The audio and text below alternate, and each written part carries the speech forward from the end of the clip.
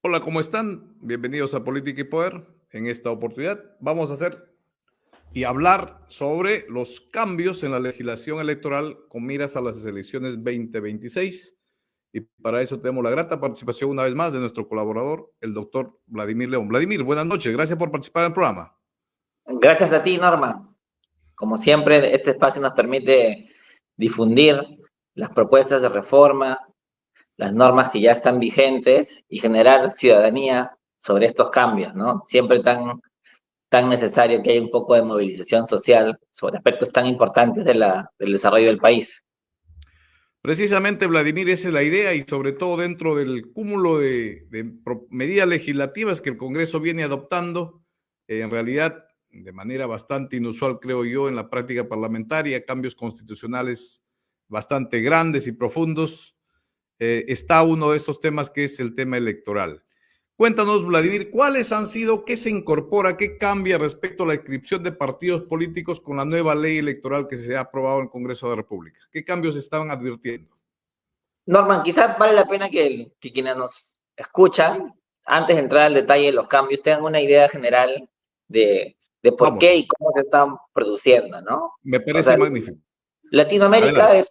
es una de las regiones que en los últimos 20 años ha sufrido un hiperreformismo, ¿no? Comparados con las democracias europeas, nosotros tenemos un margen de un promedio en los países de Latinoamérica de un total de 49 procesos de reforma, ¿no?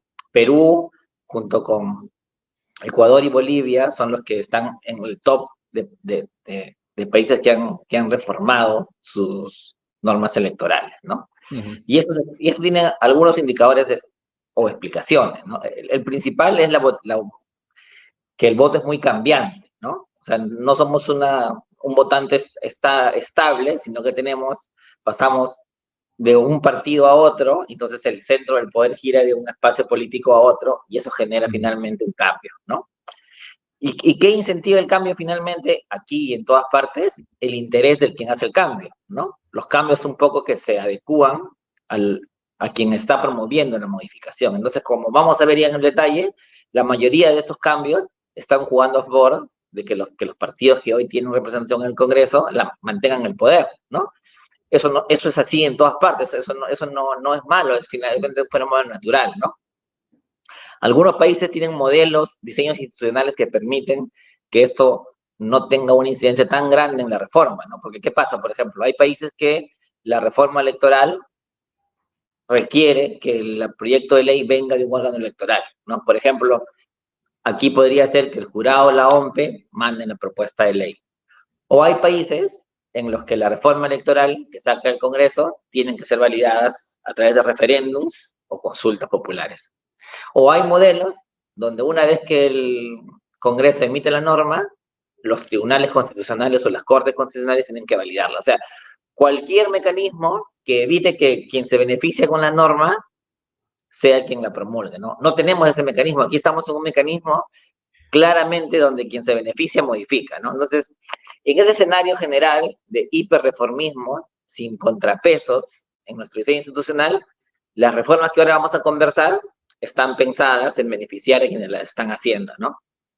Y eso no es Precis malo, no es un problema del diseño que tenemos constitucional. Precisamente, Vladimir, ahí viene el tema, ¿no? Efectivamente, hay muchos críticos, en realidad hay que decirlo con claramente respecto a la reforma, a toda la reforma que se están dando, pero también, obviamente, en este marco de la reforma electoral, ¿no? Hay quienes critican, por ejemplo, y luego, antes de entrar al detalle, como tú bien has señalado, el hecho de que se quiera cambiar las reglas de juego para elegir a quienes dirigen el sistema electoral, que es incluso mucho más allá, ¿no? Que es las instituciones tutelares que van a estar encargadas de organizar los procesos electorales y de en última instancia decidir quién va a ser candidato y después quién efectivamente resulta ser elegido y quién no. Eso creo que es obviamente de manera más general los cambios que se están impulsando desde el Congreso de la República y es también obviamente dentro del marco electoral, ¿no? Claro, la ausencia de contrapesos hace que los actores que actualmente tienen el poder de cambiar las reglas no solo cambien las reglas, sino también quieran cambiar al árbitro y que el árbitro se adecue a sus intereses, ¿no? Entonces, ahí hay un problema que al no haber un contrapeso institucional, necesitamos algún contrapeso adicional, que por ejemplo en Guatemala ha sido la movilización ciudadana. Entonces, un actor político sin contrapeso siempre va a ir hacia concretizar sus intereses. Entonces, lo que necesitamos acá es generar contrapesos, ¿no? Y al no haber, como te comentaba, los actores están buscando hacia el objetivo mayor, que es cambiar las reglas y cambiar al árbitro para que las reglas que ellos han cambiado las interprete a su favor, ¿no? Entonces, dicho esto general, podemos ya entrar, creo yo. Entremos en materia ya de manera puntual ya, algunos 6 puntos que tengo aquí más o menos delineados para tratar, y si nos puedes explicar como experto que eres en este tema y con toda la experiencia que te respalda evidentemente, respecto a los cambios legislativos que ya van a aplicarse para el próximo proceso electoral. Ojo, esto no es un tema que está en proceso, estos cambios están prácticamente oleados y sacramentados, así que empecemos con la primera. Entiendo que ha cambiado la regla respecto a la inscripción de los partidos políticos. ¿Podrías elaborar un poco respecto a qué exactamente es lo que ha cambiado? Mire, en el 2019 pasamos de unos partidos cascarón que estaban hechos en base a la recolección de firmas a un intento de organizaciones políticas que responden a organizaciones vivas, ¿no? Entonces, cambiamos de la lógica del planillón de 1 millón de firmas. ¿Sabes qué? Demuéstrame que tu partido existe. Y en vez de traerme 1 millón de firmas que no representan nada, te exijo 66 comités a nivel nacional y un mínimo del 1%, del 0.1% del padrón de electores de militantes. Eso, a la fecha de hoy, son 25.550 militantes. Entonces, eso estaba vigente hasta enero de este año, en el que hay un primer cambio que es modificar esto, que ni siquiera habíamos tenido la oportunidad de ver si funcionaba, si fortalecía o no la democracia. Ese es otro problema, que hacemos cambios sin medir el impacto de lo que estamos cambiando, ¿no? Porque estamos una medida del impacto regulatorio, ¿no? Claro, ¿no? Entonces, como respondemos a un interés, que es, ¿cuál es el interés de ahora? Achicar la cancha. O sea, con la reforma actual íbamos a terminar con 60 partidos, 280 movimientos regionales, y qué es lo que quieren los actores, la torta es muy chiquita, entre 60 partidos y 280 no nos va a alcanzar para todos, así que vamos a meterle una medida que lo achique. Entonces, ¿qué han hecho? En el tema de partidos nacionales, hemos generado un híbrido, ¿no? O sea, todavía mantenemos los 66 comités, mantenemos los 25.580 militantes, pero se ha agregado en enero de este año que todos los partidos adjunten también el 3% de firmas de adherentes del padrón electoral, ¿no?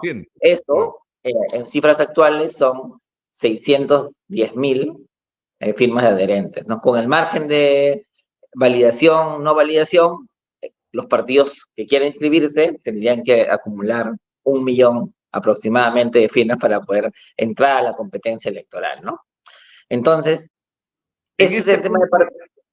En este punto, Vladimir, si me permite, ¿no te parece que, si bien es cierto, como tú dices, vamos de extremo a extremo, no hay un término medio, ¿no? Si bien es cierto, parece no tan complicado la ley como estaba, pero agregarle 600.000 parece ya un despropósito, ¿no? Es como que en economía llaman como es una barrera burocrática importante, ¿no? Para que los que quieran conformar un partido político puedan hacerlo, ¿no? ¿O es sencillo recolectar 600.000 firmas, además de 66 comités funcionando a nivel nacional? La dificultad de conseguir un partido con el modelo anterior depende siempre de tu capacidad de organización o de tu capacidad económica, ¿no? Si tú tienes esos dos combos, rápidamente puedes conseguir los 66 comités y las 25.000 firmas. Pero ahora, nuevamente volvemos al modelo en que tu capacidad para inscribirte está casi enteramente dependiente de tu capacidad económica para financiar un partido, ¿no? Y desde ahí hay un primer problema, porque generas una desigualdad. Las democracias modernas no solo quieren elecciones justas, limpias y independientes, también exigen que hay un proceso de igualdad en el proceso. Entonces, las prácticas electorales van a generar que la cancha esté igual para todos, ¿no? Esta medida es una medida de desigualdad, porque finalmente quien más dinero tiene más posibilidades reales de convertir en un partido, ¿no? Lo mismo han aplicado para los movimientos regionales, ¿no? Pero con los movimientos regionales la cosa es más dura todavía, porque claramente, como ya hemos visto, la intención es desaparecerlos, ¿no? Ya hay una... Vayamos sobre los temas políticos de partidos políticos nacionales y otro día hablamos sobre temas del gobierno nacional que me parece para un podcast completo. Sí, los sí, requisitos, Vladimir, los requisitos para mantenerse, o sea, ahora también han cambiado los requisitos para aquellos partidos que desean permanecer como partidos. Cuéntanos cuál es el alcance de esta norma, porque resulta prima fase, como dicen, razonable pensar de que, oye, si un partido se forma y luego ya no tiene militantes, viene una supervisión y encuentra que es un cascarón, debería eliminarse. Parece, la lógica parece que le diera la razón, pero cuéntanos cuál es el verdadero cambio que ha habido respecto a este punto. Claro, es que, como te comentaba, estamos regresando a la lógica de partidos cascarón, ¿no? Entonces, tú cumples con la formalidad de inscribirte y tienes el partido hasta que tú decidas no activarlo, ¿no? Porque como tú bien has dicho, con la ley anterior, tú estás obligado cada 6 meses a demostrar que eres un partido que existe, que convives con la ciudadanía, que tus militantes interactúan, ¿no? Entonces, ¿qué te decía? Yo, jurado, cada 6 meses voy a revisar si tus 66 comités son activos. Voy a revisar tu padrón y voy a ver si los 25.000 siguen activos. Como la lógica es no partidos activos, sino fachadas de las cúpulas para que estos puedan seguir funcionando, han dicho, ¿sabes qué? La supervisión es por una única vez. Si tú, la vez que te inscribiste, probaste que tenías 66 comités, no te vuelvo a revisar, ¿no? Y para que la señal quede más clara, te han dicho, para que un comité exista, tú necesitas 6 requisitos. Que tengas un horario, que tengas un local partidario, que tengas el padrón de afiliados, que puedas acreditar vida política en la región, ¿no? Que tengas actividades concretas de capacitación a tus militantes y un sexto requisito más. ¿Qué dice el mismo cambio? No solo te han dicho que es una sola revisión, sino que estos 6 requisitos tú solo vas a cumplas 2 esa vez que te revisan. Entonces, ¿cuál es el mensaje final? Con que tengas tu partido y tu horario, ya tienes comité. Así en el local no haya ninguna persona, ¿no? Entonces, ¿qué se busca finalmente? Cerrar la valla. Hacer más difícil que te inscribas y una vez que te inscribas no la pierdas. Entonces, ¿qué hace? Que la torta se divida entre lo que ya hemos llegado a inscribirnos, ¿no? Entonces, hay una política de generar sistemas no bipartidarios, sino somos un partido de 8-3, pero no en un proceso democrático, sino generando reglas para que no haya un acceso de las más organizaciones. Barreras, básicamente, no barreras. Perfecto. Barreras. Otro tema que he visto, Vladimir, es que un tema que los preocupa sobre todo a todos los partidos políticos en época de elecciones es la valla electoral. ¿Se ha modificado la valla electoral? ¿Se va a mantener? ¿Qué va a pasar con las alianzas, por ejemplo? Si hay partidos que quieren hacer alianzas en las próximas elecciones, ¿cuáles son las reglas que se van a aplicar para las próximas elecciones respecto a valla electoral? Hasta antes de la ley publicada ahora el 12 de junio, las vallas eran alternativas, ¿no? Para que un partido no pierda la inscripción y pueda postular en la subsiguiente, tú tenías la opción de conseguir el 5% del electorado nacional, que votó válidamente, ¿no?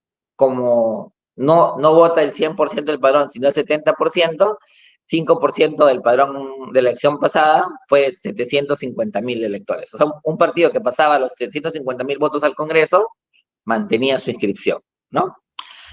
La otra alternativa era, como tenemos un sistema de circunscripciones territoriales, el que no alcanzaba 750.000 votos para el Congreso podía mantener su inscripción si lograba que 7 congresistas en su región tengan una proporción de votos que le permita ganar la curul, ¿no? Entonces era uno u otro, ¿no? ¿Qué hace la reforma? Le pone un I. La única manera de que un partido pueda pasar la valla y que se puedan repartir los curules es si tiene 5 y 7. Es decir, en un ejemplo concreto, en la elección pasada no hubiera habido Juntos por el Perú, no hubiera habido Partido Morado. Y tú hubieras tenido 9 curules que se hubieran dividido entre las otras 6 organizaciones, entre las otras 7 organizaciones que pasaron. Entonces, ¿qué es la lógica? Forzar un bipartidismo, una democracia con pocos partidos, pero no en un esfuerzo democrático, sino a través de un diseño burocrático, arbitrario, que genera una ficción de bipartidismo, ¿no? Entonces, ahora ves Coincido. 5 y 7. Han ¿Cuál es el complicado efecto? más, evidentemente, ¿no? Claro, pero el efecto es, no solo no ingresan, sino que hay más curules para los partidos que pasaron, ¿no? En Perfecto. el caso concreto del proceso anterior, estamos hablando de 9 curules repartidas entre las otras bancadas, ¿no? Evidentemente, para un país tan diverso como es el Perú, con regiones tan marcadamente distintas, esto no abona pues a un sentido de representación real, ¿no? Estoy de acuerdo contigo No, en ese punto. no es malo el bipartidismo, pero siempre y cuando sea producto de nuestra cultura política, ¿no? O sea, Por eso que cada mismo digo, partido no es nuestra cultura, represente. pues. Si tú te vas al norte, por ejemplo, que es quizás bastante similar, tú te vas entre región y región, hay un mundo de diferencia, a pesar que gozamos de la misma geografía. Pero bueno, Claro, claro. avancemos con un punto más, que es el tema del cronograma electoral. Eso creo que tiene preocupados a mucha gente, sobre todo los que quieren, pues, inscribirse y ser candidatos, imagino. ¿Qué cambios ha habido en este punto? El cronograma electoral para los que quieren ser candidatos a diputados y a senadores, bueno, ya presidente y vicepresidente, ¿no? Para las próximas elecciones. Lo primero que hay que decir ahí que el cambio no responde a estas lógicas de achicar los actores, sino responde a un pedido concreto del Jurado Nacional de Elecciones, ¿no? El Ok, Jurado Nacional de Elecciones ha dicho que 270 días es muy corto para hacer un proceso de democracia interna, ¿no? Entonces ha pedido que se le amplíe a 90 días más el plazo. ¿Qué ha generado eso? Que pase el calendario electoral a 360 días, un año, en términos sencillos, ¿no? Entonces, perfecto. Entonces, esto sería un cambio esperado, un cambio técnico que el jurado mismo lo ha promovido. es un cambio técnico, pero complejo y con mucha implicancia política, ¿no? Porque ¿cuál es la consecuencia de este cambio técnico, entre comillas? Que tenemos una elección muy adelantada. O sea, ¿qué te dice la norma? A la par de que tenemos un calendario electoral de 360 días, la norma te obliga que antes de la convocatoria tú tengas un año de militancia para poder postular a un cargo público. En términos prácticos, ¿qué significa eso? Si las elecciones son el 11 de abril de 2026, la convocatoria tiene que ser el 11 de abril de 2025. Y el año previo de militancia debió ser el 11 de abril del 2024, o sea, ya hace 3 meses casi, ¿no? Entonces, para evitar ese problema, la norma ha impuesto una fecha de manera discrecional y ha dicho que la fecha vence el 12 de julio del 2024, ¿no? Generando ¿Y una qué va a excepción. pasar? ¿Y qué va a pasar con los movimientos o partidos que están en proceso de formación? ¿Desde cuándo se va a contabilizar la militancia para los que son parte de esos partidos que están en proceso de formación, que todavía no se han constituido en partidos políticos por el Jurado Nacional de Elecciones? Mira, un tema que debe tener clara la ciudadanía es que la inscripción en el registro de organizaciones políticas es retroactiva. Es decir, lo que hace el registro de organizaciones políticas es reconocer un hecho que ya existe, Ok. ¿no? Entonces, ¿qué hacen? Por ejemplo, en el caso de una organización que yo conozco de cerca y su proceso, ellos presentaron su solicitud el 3 de octubre de 2023 y así el jurado lo reconozca después del 12 de julio, que podría ser en agosto o en septiembre, la militancia de ellos empieza a contar del 3 de octubre del 2023, ¿no? Porque Perfecto. Perfecto. el reconocimiento retroactivo está reconociendo que todo ese año ya han sido una organización política en proceso de inscripción, ¿no? Magnífico, que no queda claro eso. Dos puntos más antes de terminar, Vladimir, el tiempo es cruel. Reglas de financiamiento. Ha cambiado también la regla de financiamiento. ¿Qué ha pasado aquí? Miren, aquí sí es el caso más evidente en el que las normas se hacen para adecuarse a los partidos que están en curso, ¿no? Entonces, nosotros tenemos una prohibición expresa de que las empresas con fines de lucro están prohibidas de efectuar aportes a los partidos políticos, ¿no? O sea, el BCP no debió otorgar 3 millones de soles a la señora Keiko Fujimori en su elección del 2021. Lo que están haciendo es legalizarlo, no, Regresamos al anterior. no permitiendo directamente el aporte, pero permitiendo que las empresas puedan financiar locales partidarios. Y si ya vimos que un requisito para permanecer es que el local exista, entonces tú tienes ahí a las empresas financiando la existencia de los partidos, ¿no? Entonces es claramente una señal de que las normas se adecúan a las organizaciones. Y en ese mismo paquete de cambios hay una norma igual de evidente, que es la anulación de las multas, ¿no? O sea, Eso te iba a preguntar como última pregunta. ¿Cuál es? claro. Se dice que ahora cometes una infracción por tema de propaganda, o sea, y no te pueden multar. ¿Qué ha pasado ahí? Eso ya es escandaloso, ¿no? Primero debo reconocer una cosa, que el sistema de multas es desproporcionado, ¿no? Porque mira, y en parte ha generado el cambio, pero un cambio ya muy inclinado hacia el otro lado. O sea, ahora te cobran de 1 a 10 UITs. O sea, estamos hablando de 5.000 soles a 50.000 soles, ¿no? Y tú tienes muchos candidatos o organizaciones que un candidato perdió en la primaria, el señor no sabía que estaba obligado a declarar y ahorita le debe 50.000 soles a la OMP, ¿no? Ok, comprendo. Entonces, claro, para resolver este problema se han ido al otro extremo, ¿no? Anular multas, anular procedimientos, porque ¿qué consecuencias tiene no pagar una multa? No te dan el financiamiento público. Entonces, lo que han hecho es cortar las deudas para permitir que el financiamiento público pueda proceder. O sea, lo que te decía empezando, ¿no? Al no haber un contrapeso, los partidos hacen la legislación que se adecue adecuadamente a sus intereses, ¿no? Vladimir, contigo siempre es un gusto hablar. Conoces muy bien los temas, así que esto es una arista nomás. Esperamos hablar sobre otros temas constitucionales Sí, pronto quiero contigo. dejar una idea final también preocupante, que es otro Tus ideas finales, retroceso, por supuesto, tu comentario final. que es el tema de la paridad y la alternancia, ¿no? Ah, se nos Entonces, quedaba en el tintero, tiene razón. hemos retrocedido, ¿no? A una de las medidas de inclusión en materia electoral más profundas que habíamos logrado como actores políticos implementar, ¿no? Hemos eliminado la alternancia en la lista presidencial, ¿no? Ahora, Ya no importa antes, el número. el orden, se ha perdido el orden, pero lo más grave es que se ha eliminado la paridad horizontal en las elecciones regionales, ¿no? O sea, si tú como partido en la región Ayacucho tenías 20 regidores o 20 consejeros regionales, tenías que poner 10 hombres y 10 mujeres independientemente del número. Eso se ha eliminado, ¿no? Dejando a los partidos en total libertad de meter esas medidas de inclusión. Yo creo que ese es un grave retroceso que no tiene una justificación clara en el proceso, ¿no? Y que No, espero... habrá quienes dicen, pues, un tema meritocrático, ¿no? Si alguien tiene mérito, quizás, estoy pensando en los argumentos, ¿no? ¿Cuáles son los principales argumentos para hacer este cambio, ¿no? Mira, el argumento principal que ha sido es que no es fácil implementar las reglas, ¿no?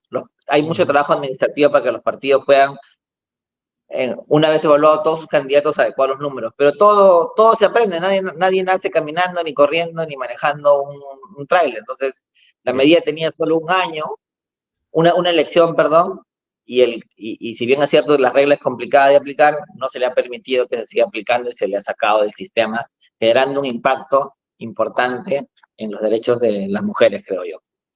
Gracias, Vladimir, Norman.